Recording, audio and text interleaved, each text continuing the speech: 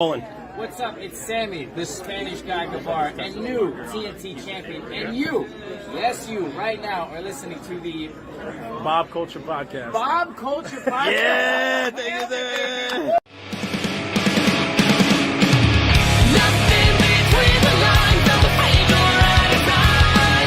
Forgiveness is for angels with its angel felt and a line that's in no second chance or redemption can be found.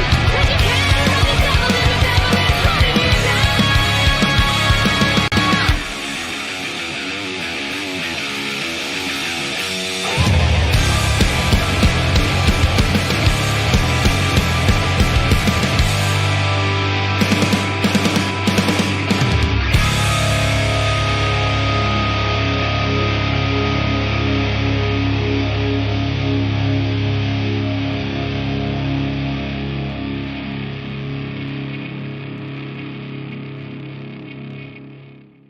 All right, ladies and gentlemen, welcome into a very magic episode of the BCP. Very excited right now. This is long overdue, guys, to welcome in a friend of mine. You know him as one half of the American Murder Society, a multiple-time tag team champion and head honcho, one of the head honchos over at Pro Wrestling Magic. Please welcome in our good friend, the master of pointing at things, Mr. Steve Off. Steve, thanks for a few minutes. How are you, sir? I do point at shit quite a bit. I'm pretty good. How are you? I'm good, man. You know what? Let's start there. I was going to start with the shameless promo, but this is, I always talk about ways that people can connect with the fans on social media, and this pointing at stuff thing has really gone over. I see fans doing it. I'm a fan of it. How did this come about, man? I love it. So I was going through quite a bit of stuff, which I won't get into personally. That it wasn't fun. And during very early in COVID and all that, and it was, that special weekend every year, WrestleMania weekend. And, I wasn't there and I wanted to be there. Okay. And that sucked. So I was like, all right, I'm happy for my friends that are doing this. And I had a couple friends down there and, those that weren't will get there next year with me. And that's great and all. But the fact is I wasn't there and that sucked. So yeah. You know how like in WWE, they allegedly always like you to like repeatedly point at the sign when it's like WrestleMania season or whatever. Okay. So I'm like, you know what? I'm going to go next year, which I am. I'm planning on going down and doing at least a day or two or however many bookings I can stack down there. I think it's in Texas this year.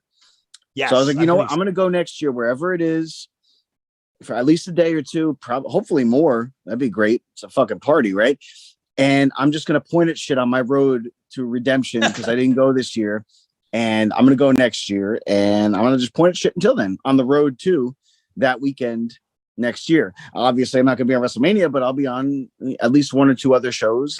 Awesome, man. I'm super excited to see everything that you're going to be doing.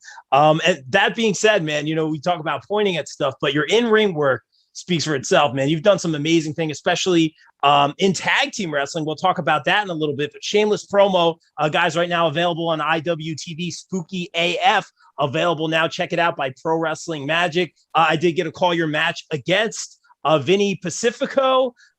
Maybe not the out. I don't want to give away too much right here, but maybe not the outcome you were looking for. So I'll just put it this way, right, sir. Your thoughts on taking on Vinny Pacifico? So Vinny is someone that I befriended, and many years ago, actually, we always kind of wanted to wrestle each other and it just never really fit. And we're both kind of made from the same mold. We're like, I'm a little bit bigger, but I'm still not a big guy by wrestling standards. I'm like 205 or so. And Vinny's a little under that. So we're both kind of undersized. We both kind of, oh, you're too small. Oh, you're too this. Oh, you're too that. We've both heard that a lot. So we're both all fired up. We're both looking to prove every single motherfucker wrong. And we've been, if we got in there, man, it'll be great. It'll be great. And we'd always talk about it for like 2 or 3 fucking years. And then finally, this opportunity came up where it's like, well, it's either run against GCW that has Nick Gage versus Jon Moxley, or we tape a couple matches in September, which is obviously we went with the latter. Smart decision, I think. And, did a couple matches and that being one of them. So yeah, man, like Vinny is really good. Vinny's on the cusp of, and I don't want to speak for him, but talent wise, I think he's on the cusp of being ready for something. I don't know if he feels that way, and I don't care whether he feels he's ready or not. very close to it, if not ready. Yeah. And that's like, there's very few friends in the business. I'm friendly with a lot of people and, you know, cool with a lot of people. There's not a lot of dirt bags left, I think, probably. Yeah. But no, Vinny's like an actual friend in wrestling. So I really want to see the kid do good. And I think he will. I think so too. Shameless promo, former guest of the show, just released the episode today, guys. Check that out. Vinny talks about his career as well, and I appreciate you giving him that platform. And I appreciate everything that Magic has been doing. You guys doing a great job. I really noticed the promotions that have kind of and this is not a knock, but an old school way of thinking, and promotions like Magic that have a more evolved way of thinking.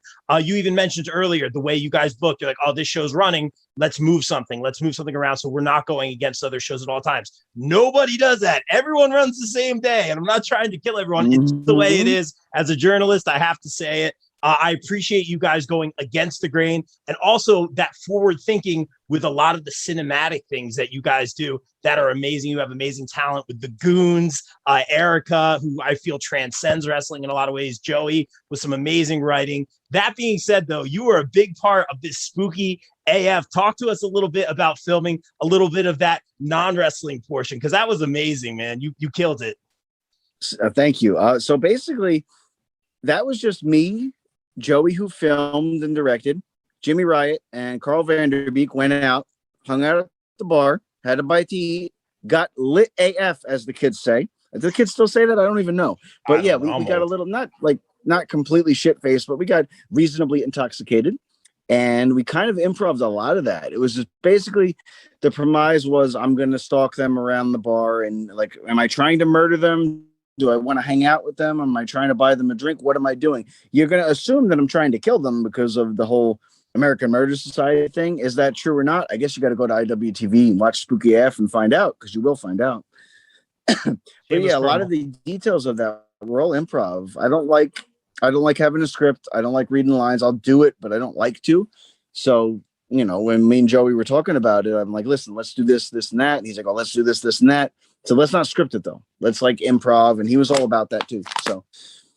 Wow. That's interesting that you say that. A lot of what you see was just kind of like, a lot of it was just walking around town and like just walking and looking like, where are we going to shoot next? Oh, there's a sign. Oh, the aliens there.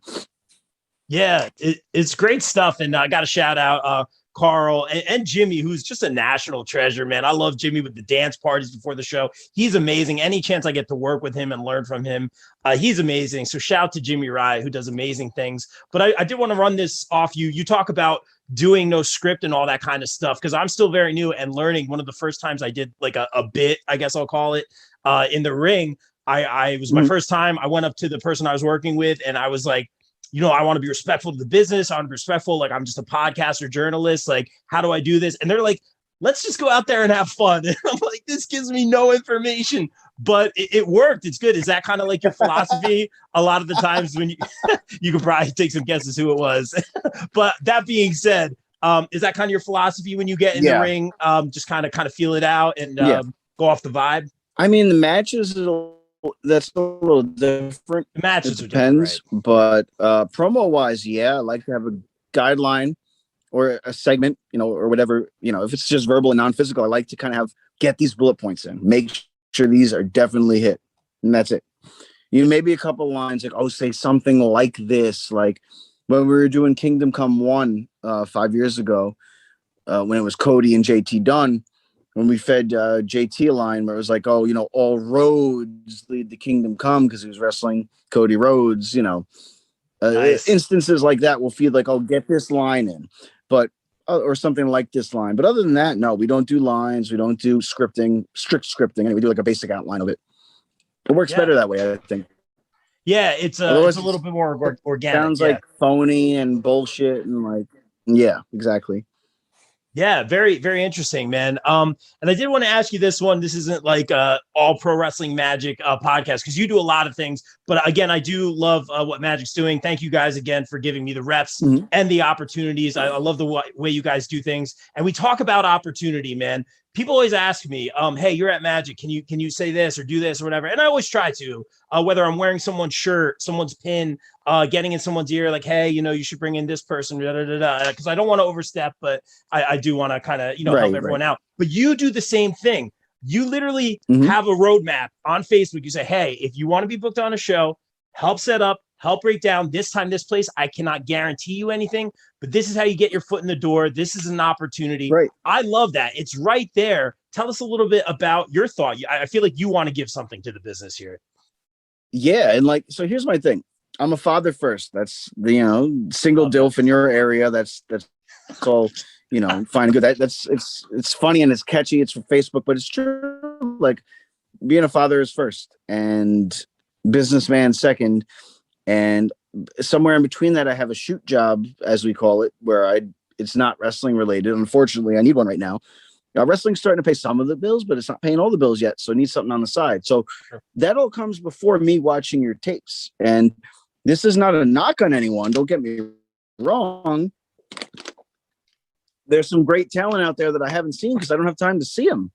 But I mean, is that your problem? Is that my problem? No and no, but same. The thing is, you can't make time. Time is the most precious thing that we have. If I had enough to watch tapes, I would gladly do it. But here's the thing. I'm still actively wrestling too. I have to keep up with that, every American TV product, just because you never know. I'm certainly at 35, probably not going to WWE, but I still send stuff even to them and to everywhere else, like every so often, every 3 or 4 months or so. You don't want to be a pain in the ass, but you're always sending stuff. I have to stay up in that product because, like, what if they email me back as an extra and I'm just like, well, what? I can't be that guy. So, Absolutely. and even that, I still do fall behind on the TV stuff. So I don't have the time. It's just not there. I probably watch like a tape or two a week or a link or two now a week. And that's on a slow week. So where's that middle ground? That middle ground is I do a lot of ring rentals. I get paid okay for them, but I don't have money to pay a whole crew. So come down, volunteer your time, get some free ring time. And now you're more than likely at some point going to get at least one shot in front of a Pro Wrestling Magic crowd, even if it's not a full one, even if it's a dark match, there's only 30 or 40 people there. I can get an idea of that more than a full crowd, to be honest with you, because and not even like a third of the way full arena chant or into your match, and it's happened, or at least the semi-regular, because we like to rotate, got to keep it fresh. You're probably going to be in this. You're going to make me make a spot for you if you're doing, oh, this person helps with the ring and they're good and they get a reaction and they can do promos and they look the part.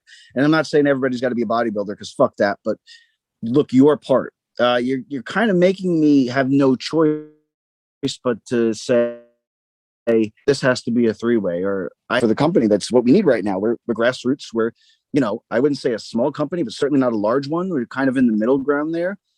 We're still growing. So if you help me now, I'll help you later. Like, look at Lou Bruno, the Meadowlands Monster. He came down and helped with the ring for a year before I had something for him. Mostly because he's 7 foot and I can't put him in a random scramble. It's a blessing and a curse, I guess. But now he's a former heavyweight and dark arts champion. And the only reason he's not heavyweight champion probably is because of his injury. And Eric Ali has done an amazing job with that championship, by the way, in his absence. But I'm just saying, we had a longer term run in for him, and that's just because he came to help out. And yeah, he looked the part. Yeah, he was good, but he got that initial opportunity because he showed up and kept showing up. And I'm not saying got to be every ring until every Magic show. That's not realistic. You got bookings, go to your bookings. But if you got a day off and I have a rental and I post it on Facebook, and if you live within an hour or less, I'm not expecting anyone to drive from like Georgia or Florida to come help with the ring. That's not going to happen, nor should it. But dude, if you're within an hour or so of the Knights of Columbus, even 2 hours or less, what are you really doing? You're going to get free ring time. I know it sounds like a carny move, but you know what? I need help.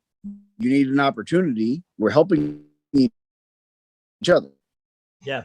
And these opportunities are paid, by the way, except if it's like a charity show, maybe that's a volunteer gig. But like, other than that, these are paid opportunities. So you're essentially getting paid for the work you did and getting an opportunity for it. I mean, I'm just saying it's kind of common sense, but meanwhile, we'll get like 5 or 6 guys that come down, and is what it is. Those are the 5 or 6 guys I'm going to plug in.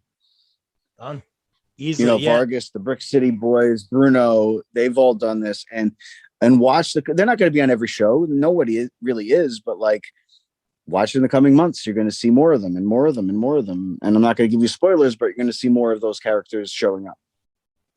I love that. Vargas, that's my dude right there. And I appreciate you guys giving everyone an opportunity. And if you guys are listening or watching the stream right now, he literally just said it for you guys. Come set up the ring, come help tear down.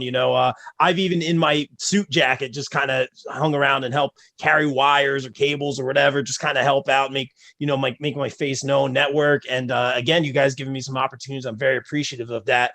Magic is doing some great things, but I do want to talk about this. You mentioned briefly sending tapes to the likes of WWE. Let's be real. Even though we've gone through this reality pandemic era right now, there has been opportunity in wrestling. It is wild to see how much opportunity there has been. People we've had on the show 1 year ago, 2 years ago, I'll save the name drops for later, signed to NXT, getting opportunities on AEW Dark, signing to AEW, whatever it may or may not be. I'm sure you're noticing this left and right every week. We just saw Bruno take on Lance Archer, an amazing match. Got the spot with Jake. That was amazing. Yeah. You mentioned sending the tapes to WWE. You can give me the politically correct answer here. You can give me a certain destination. I know some guys just want to travel. Some guys want to stay on the indies. Some guys want to open a school. We've heard all the answers. What are the goals for you moving forward, sir? So I want to be a guy who spends time everywhere. And I listen, if WWE for some reason had interest in me and threw money at me, I'm not a fucking idiot. I'm not going to say no, but like, I'd like to be that guy who travels singles or tag, preferably both. I'd like to be successful in both. I'd like to do AEW, Impact, NWA, New Japan, even Mexico. I'm not huge into Lucha Libre, but it's a fun style. I don't know that I could do it, but I'm sure shit could try. AAA, I'm sure I could learn it. I mean, I don't know it now, but like I'd like to be a guy who kind of not a journeyman, but who finds good success, at least mid-level success, if not like main event success in all of those promotions, and does indies. And I know that's way out there and that's a very lofty goal, but I don't really care. I'm 35 at this point. I'm chasing the dragon, but I'm going to catch that motherfucker. So, believe in that or not, doesn't matter, because I believe in it. And that's all that really matters. Whether it be AMS as a tag or, hey, maybe we go through the barbershop window and we do a blood feud and have the best matches on the indies. I don't know. Certainly the most physical matches. I don't think anybody could top those right now. And that's a challenge. Step up. And that's not a challenge. Nice. Please don't. Then we have to step up more. And that's just dangerous. Very well said, sir. But I don't want to be a guy that's please. defined by one promotion, I don't want to be a guy that's defined by just being one promotion or just being this guy or that guy, successful for this company or that one. I just kind of want to be all around successful. Yeah, I love that. And now is the time, because we see these forbidden doors being open right now. So all those things you said could very well happen in any of those orders, man. But you mentioned, obviously, we got to talk about it, not to be cliche here, but the American Murder Society, Alex Ryman doing some great things. I want to talk about the relationship between you guys, all you guys have accomplished. Tell us a little bit about what that tag team means to you. So Alex is like my brother from another mother. And at first, not that I didn't like him, but I was like, I kind of gave him some side eye because he was insane, out of his mind, still is. But now he's more under control with it. And, one guy pissed him off in the ring. He punched the guy in the face, not full force, but like he swung on him. And I'm like, well, that's a crazy motherfucker. I'm going to keep booking him. Legit. Don't swing on people in my ring. But that's the one exception where it was like, you know what? I like this guy because he's me. And that's a bad thing, but it's also a good thing. So got to learn some control. And then once he did, it was like off to the races, man. Like that tag team kind of happened by accident, though. So I was supposed to be the single. We were in a faction called Kill the Magic. And it was me, Alex, Mike Donovan. And the fourth member was rotating. Those are like the core three. It was Matty Ice for a while, John Tello for a while, Ricky Martinez for a while. I think there was 5 of us for a minute when it was Ricky and John in that spot together, which was odd, but cool. But those 3 were always like the core 3. Originally, Mike was more of a singles wrestler. I have a great history with, I could do singles too. Don't get me wrong. I just had more success with tag teams. And it was supposed to be me doing singles and Alex and Donovan tagging. And like, it was working. They did 1 or 2 tags. It was good. But then, Shane Fair, who's now our ring announcer, was a fan back then. He posted a GIF of me and Alex. The GIFs and memes are like his thing. me and Alex just kind of taunting him. And then it looked cool. And I'm like, that could probably work as a tag team, man. And I mentioned it to him and he's like, yeah, I'm down. What's the name? I'm like, so then I drank a lot of tequila or vodka one night. Might have been both. I don't really remember. I'm not a heavy drinker either, so it didn't take much. A lot for me is like 2 or 3 shots. Like, so I was kind of, I wasn't driving. So I went a little bit heavier than I usually do. I was watching American Horror Story and I'm like, man, that show's fucking cool. That logo's cool. That name is cool. What if we changed it a little bit? Oh, American Murder Society, AMS. And then I hit up Alex and he's like, I fucking love it. So, as we like to say, it's our little inside joke. We can't both be wrong. I love that. Although about a dozen instances will prove that's not true. We can both be wrong, but usually we probably won't both be wrong. That's a great story. You guys have accomplished so much. Magic has accomplished so much, but you talk about, not wanting to be identified. And like I said earlier in this show, man, it's, shameless promo. Thank you, Magic. We love Magic so much, but I see you expanding. You just worked, I believe, the Big Bang with our good friend, Chad. I'm not here without Chad for sure. That's how I got my start. So thankful for him. But we see all this drama. I mean, you've been around long enough in the wrestling world, but I see Magic really trying to build bridges. I see you trying to kind of expand. What's kind of your philosophy? Because I see right now a lot of people in the places that I work kind of navigating all this drama. And at the end of the day, I've looked at it from both sides. I'm like, you're independent contractors. You can work wherever the heck you want. If I'm a promoter, I can book whoever the heck I want. I mean, you're in both positions right here. What's kind of, or you could be politically correct here, but what's kind of your philosophy? Or there's just always going to be drama no matter what?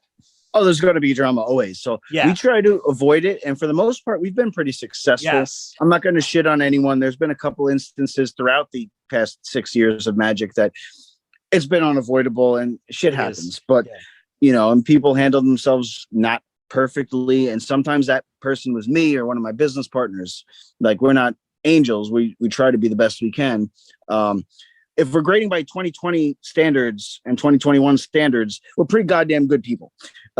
Grading on that curve, because we don't do any of that shit. But none of us are saints. So, we've had disagreements with talent. We've had certain things that, get dramatic. But as far as like drama between wrestling promotions, I don't play that.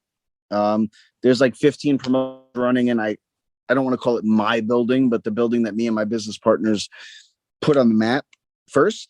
Now we could all share the building. I'm still making money. I don't care. And still having fun. That's the 2 most important things, right? Making money, having fun. No one's getting hurt. Great. But I don't get it. It's always going to be a thing, but I don't really understand it. Cause my thing is, if you don't like me, okay. Like, come talk to me about it. Come fight me about it. If you want, maybe you kick my ass. Maybe you don't.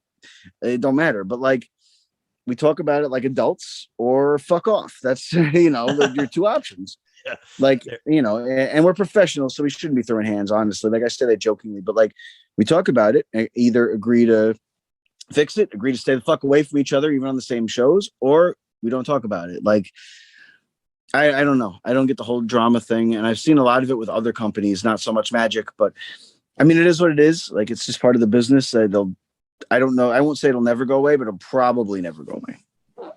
Yeah, it seems to be part of the business as I'm learning. And at the end of the day, I work for 3 letters, BCP, Bob Culture Podcast. I got to be the journalist when I'm a journalist, got to be a commentator when a commentator, interviewer, whatever it is, man. And I appreciate it's a lot of ego. Yeah, that's a lot of ego, and that's what a lot of the conflict is. People don't want to fucking talk to each other because I'm right. Okay, maybe you are, but like, that doesn't mean you can't fix this for the better of your business. Like, I've fixed issues that I was not in the wrong, but I was like, you know what, for business and just for karma and for mental fucking health, maybe we should just squash this. Like, not necessarily specifically for Magic, but like in general, like sometimes you just got to be like, okay, they didn't apologize. That's the apology I needed. Fuck them and move on. But some people can't do that because of ego. Yeah, man. We've all got egos, myself included, but like, to that extent, come on. Yeah, no, I get what you're saying, man. And again, like, I appreciate the way you guys go about things, and I love that you answered that question. At the end of the day, from what I've seen, because I'm the new guy, I'm about a year in as far as just the being behind the curtain roles. And from what I've experienced thus far, I feel like the building bridges seems to be a little bit more successful than the tearing each other down. From what I've experienced, at the end of the day, though, sometimes you just got to kind of close that door. So it's very interesting to say. Sometimes I just say, have the uncomfortable conversation. No egos, just egos, like we like to say here on the BCB. Shameless promo. But let's talk. Thanks, man. Let's talk about this, man. I want to get to know you a little bit better, not to be cliche, but I got to ask this one. 35 years old. You've been very successful doing it in all sorts of roles, doing it for a while now. How'd you get your start in the business? Where'd you train? Who are your guys? So I started very, very young. Like I got in the ring the first time at like 13 or 14, just fucking around because my dad's friend was a promoter. Ricky O ran JCW, which is now a part of GCW, which is, it was gone for a long time. And then it came back, and hoping now to be a part of it. I'm kind of like nervous to DM Brett. And like, we talk semi-regularly about his shows and whatnot, but like, at the nights, because he runs at the Richfield Park Knights of Columbus along with 153 other companies. But yeah, I'm like, I'm scared to send that DM. But like, really, he'd probably be like, oh, cool, man. Maybe he'd use me, maybe he wouldn't. But anyway, I'll tag him in the chat. There. No, I'm just kidding.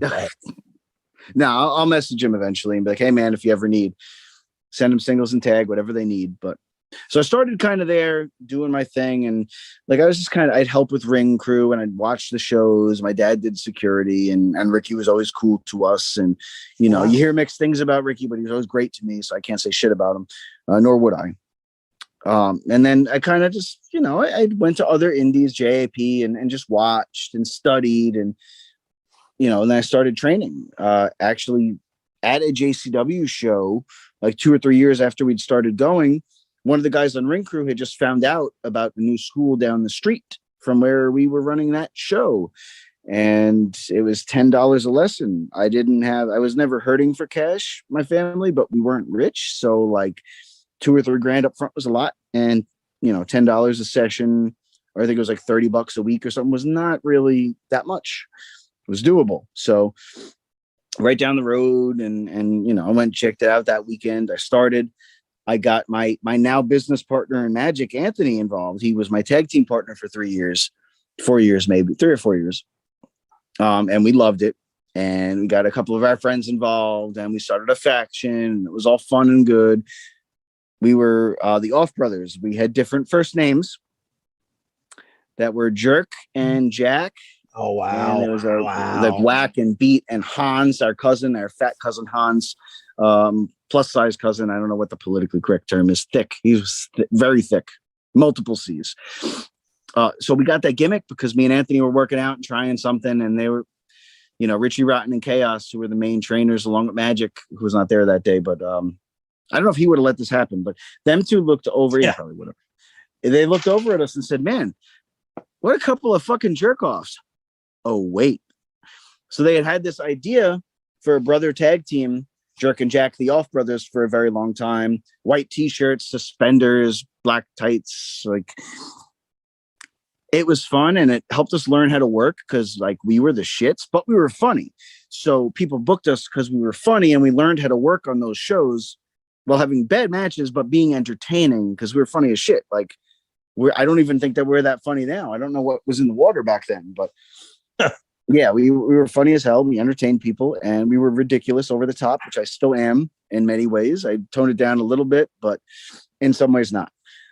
But yeah, no, that's kind of like, and then he went and did his own thing. He got a real job. He did good for himself. I think he still might regret it sometimes. I don't know, but did my singles thing. And then, the rest, as they say, is history. But that's how we kind of started out. Trained with Nunzio for about 1.5 years in 2008 to 2010-ish. Nice. Man, that I almost died a couple times, but that training made me, yes, no, not really died, but I almost passed out a couple times. It's what it is. It's part of training. I once threw up 9 times in training preparing for a match with him. That was my record. Gosh. Wow. Yeah. I don't know how I lived through that one, but all I know is he was fresh off WWE TV and I was not sucking wind when I got to the back like everybody told me I would be. He wasn't either, but I mean, I wasn't, so that's a win. Wow. Yeah. But yeah, that's the original training. That's how the Off Brothers started. And yeah, That's awesome. Yeah. Nunzio, former guest of the show, it really knows a lot about the business. So that's so cool to hear that you were trained by him. And I just wanted to ask you this one real quick. We always like to ask, like, who were your guys? Like, did you watch on TV and all that stuff? Mm-hmm.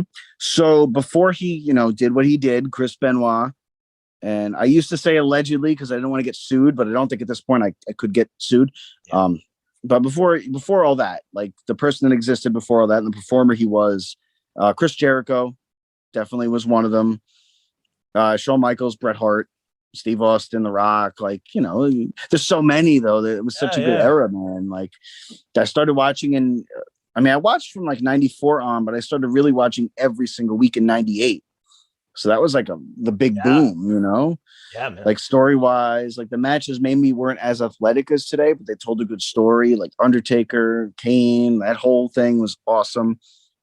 The feud that got me into wrestling, weird enough, because I was a WWF fan, was on WCW, and it was Glacier versus Mortis. Because I was a big Mortal Kombat mark, and nice. I was into that feud. I'm like, I don't know why I'm into this, but this is so cool. And then my buddy, who lived right across the street from me, was like, "Hey man, let's change the channel. The other show's even better." I'm like, "Huh? Really?" And then, sure enough, it's the Kane thing where he's threatening to light himself on fire. I'm like, dude, is he really going to light himself on fire? He's like, no, he's probably going to win. Like, what if he loses? I remember the gimmick was if he lost the title match with Austin, he'd light himself on fire. And I'm like, bro, we going to watch that? He's like, no, we got to pay for it. So we didn't watch it. But saw Tremont get lit on fire last night, man. Come on, man. I'll tell you what. I tell you. Wow. Yeah, lots going on there. Crazy, man. I love Matt too. Like deathmatch is not really my flavor. Nothing against it. I respect what they do. I would never do it unless I'm offered a whole lot more money than I'm worth. Which I won't be. Not my flavor, but it was entertaining as hell. Like it was really good. It was a good story. And I'm a guy, the stunts and the explosions and stuff. Yeah, that appeals to me too. Yeah, it was wild, man. And Mr. Off, I do want to be respectful of your time. Do you have a few minutes for some fan questions? Because there were a couple coming in on Facebook. Yeah. Is that cool? Yeah, I got nowhere to go. I got to ask you this one. This is the most popular question we got. The hair. What's the secret to the hair, the look, the gel? Tell us about it. That's the number one question we got. So the hair, this is the only place I can still grow it besides, my beard, obviously. But on my head, this is the only place it still grows well. So I just shaved the rest to look younger. And the spikes when I still had a full head of hair before I started dating girls, because that's really where it all went. No, I'm just kidding, ladies. Not really. Maybe I'm kidding. Maybe I'm not. But no, I used to have a full head of hair, and I did the spike thing. I'm not doing it now. I just got I don't do it when I'm like not wrestling, guys. It's a lot of fucking work. It's just I'm just lazy. Really, it's not really a lot of work, but it really takes me like 5 or 10 minutes, depending how long my hair is, and I just kind of. And I still do it because no one else does anything like that. And that makes me stand out, whether that's a positive or negative, whether a promoter or a scout will see that and say, oh, I like it, but maybe not. Maybe not for our show. Maybe change it. Okay, cool. Pay me. I'll change it. No problem. Like, but it helps you stand out. When we did a seminar with, I don't know if I could say his name, but I'm going to say it anyway, Tommy Dreamer. About in 2008 or 9 when he was working for WWE. And he said the whole group, like, yeah, you're all good wrestlers, you're good enough, or you're going to be good, but there's only one person that stands out, and that's that guy because of his wacky ass hair. And I'm like, oh, so I'm never changing this. Great. Yeah. I think it was. And I've been told that a few times that like it, and there are other groups where I wasn't the only one that stood out, but like I always stand out at least because of that. They say, I forget whose gimmick this is, but the airport test. I'm not the biggest guy. I'm not the smallest guy, but I'm like that medium range. Walk through an airport, decent sized dude, weird looking hair, beard, half shaved head. You're going to turn your head and go, what the fuck does he do? He's probably in a band. Maybe he's a wrestler. Yes, I am. Not in a band. Yeah. Tried that. I can't play music. I'm the shits. I tried learning another language too. I'm an idiot. I can't do that. But that airport test where if someone looks at you, they don't know where they know you from or if they know you, but they know you're somebody, or that you at least look really fucking different. That airport test. That's why I keep doing it, basically. Stand out for the airport test. I know those airport people love taking pictures with title belts. That's all I know. They find out you're a wrestler. It's true. It's true. You know that, dude. You know that story, man. Hashtag wrestling fashion. There's the secret to the hair. I got to talk to you about this one because we always talk about this one. pork roll or Taylor ham, sir? Mm-hmm. I know both are technically correct and both are absolutely delicious. Yes. But because I'm a North Jersey guy, it's Taylor ham. No. Yeah. No. Yeah. Wow. See, I thought you were going to go pork roll. So they were clearly trolling you in the comments. They were trolling. They were absolutely trolling. I just have fun with it because I'll always order it as Taylor ham. I will never call it anything else. But, if someone calls it pork roll, technically that's also true. The brand is Taylor ham. Yes. And the product is pork roll. So they're both technically true. But do you say Scotch tape or do you say adhesive tape? Ooh. Do you say Velcro or do you say whatever the fucking technical term for that would be? Okay. Yeah, I was up at a diner up north and I ordered pork roll, egg, and cheese. And flawlessly, the waitress like, okay, Taylor ham, egg, and cheese. I couldn't even be mad. Like I knew what she was doing. And I was just like, okay, fight forever. I love it. Mr. Up, thank you so much for a few minutes of your time. I just got two more for you. Just big questions that I'd like to ask you. First and foremost, obviously you see me getting my reps on commentary. I'm so grateful for the opportunities that I'm getting, especially at Magic. Thank you guys so much. Hit me with it, man. The critiques, the good, the bad, the ugly. What advice would you have for me coming from a superstar perspective? Honestly, I think you fed pretty well off of Mark and Sam. I wouldn't really, and I'm not a commentator, so I don't really have a whole lot technical wise that I could give you that's good or bad. I know as a fan, I watched it and I didn't say this guy sucks. So that's good. That's good. Because I've said that about quite a few commentators, not in Magic, but on other shows that I will not name. I'll tell them to their face if I ever meet them. I'm like, hey man, nice to meet you. You're a nice guy and all, but you suck. Yeah. No, I don't mince word. I'll sugarcoat a little. I'll be nice about it, but I'm going to tell you. No, I enjoyed it though. I thought you, Sam, and Mark really flowed well, and I think that could be a constant like pre-show kind of thing.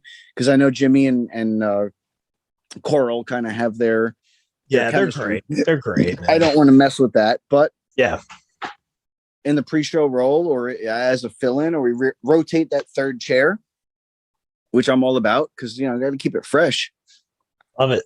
Thank you, man. And I wish I could give you something constructive, but I was entertained by it, so I wouldn't change too much. I'll take it, man. And thank you. I appreciate that, man. I don't care if it's good or bad. Like I want to learn because I love learning and getting to work with like the Sam Laternas of the world, the Jimmy Rides. It's such an honor, man. Because Pro Wrestling Magic, let's be real. You guys are on the map. You guys, a lot of times I see people mention on the PWI 500 and Pro Wrestling Magic is often in that conversation. So that's super cool, man. You guys are killing it right now. And on the other side of the coin, what have you been doing this for a long time? What advice would you have for some of these indie talents that are trying to get to that next level, trying to connect with the fans or get heat from the fans? I know you could do either one. What advice would you have for them? So being a heel is a lot more fun. If you can do it, fucking do it. But if you got to be a baby face, you got to find a way to make it work. And sympathy, I don't know, that's kind of dead. But you got to keep showing fight. People want to see the fighting spirit.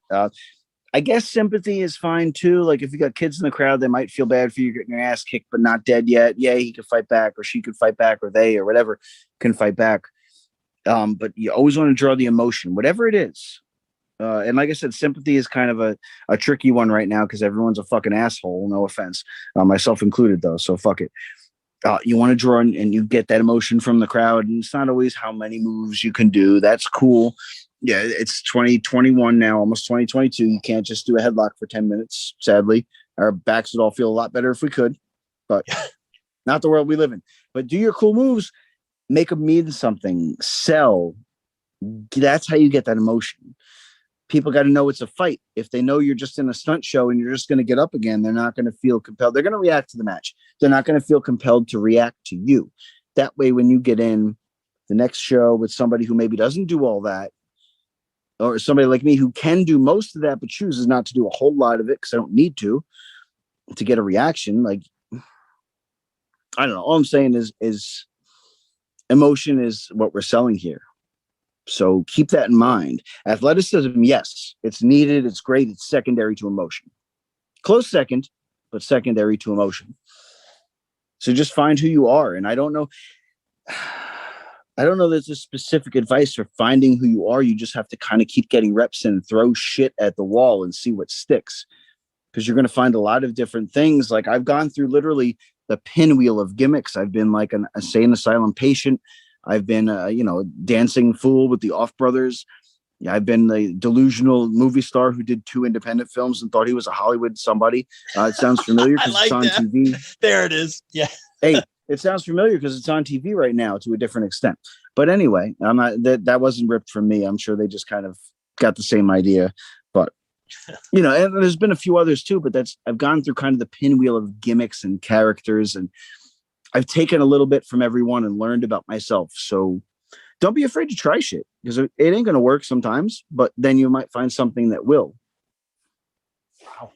Very well said. Yeah. I actually wrote that down, man. Sympathy is dead. I kind of get what you're saying, man. I could talk to you about that. We'll talk about that a little bit later, but in this reality era and all that kind of stuff, social media, and that's a very interesting point, man. I'll keep that in mind. Very well said. I mean, unless you're really ridiculously good looking and yoked up and, then maybe they'll feel some sympathy, but I don't know. I wouldn't know about that.